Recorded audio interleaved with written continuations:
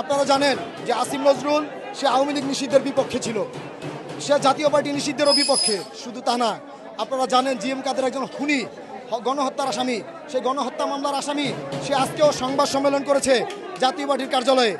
এই যে একজন খুনি ঘুরে বেড়ায়, এটার জন্য কে দায়ী? আসিফ নজরুল। শুধু তা না, শহীদ তাইম হত্যাকারী যে আসামি এসআই সাজ্জাদ, তাকে জামিন দেওয়া হয়েছে।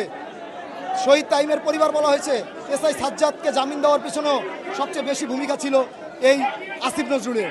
অর্থাৎ আসিফ নজরুল টাকা খেয়ে খুনিদেরকে জামিন দিয়ে দিচ্ছে আর মিষ্টি মিষ্টি কথা বলে। আমরা আসিফ নজরুলকে আর মিষ্টি কথা বলতে দেব না। আমরা আজকে সে যতক্ষণ না জিএম কাদেরকে গ্রেফতারের নির্দেশ না দিবে, ততক্ষণ পর্যন্ত আসিফ নজরুলকে ছাড়বো না। এখান থেকে জাতীয় পার্টিকে নিষিদ্ধ করতে হবে, জিএম কাদেরকে গ্রেফতার করতে হবে।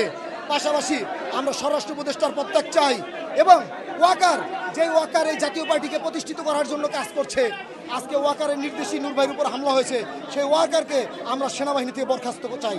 অনতিবিলম্বে ওয়াকারকে সেনাবাহিনী থেকে বরখাস্ত করতে হবে, স্বরাষ্ট্র উপদেষ্টার পদত্যাগ করতে হবে, খুনি জিএম কাদেরকে অবিলম্বে গ্রেফতার করতে হবে। অন্যথায় আমরা অন্তত এই জিএম কাদেরকে গ্রেফতার না করা পর্যন্ত আমরা এখান থেকে আসিফ নজরুলকে বের হতে দেব না।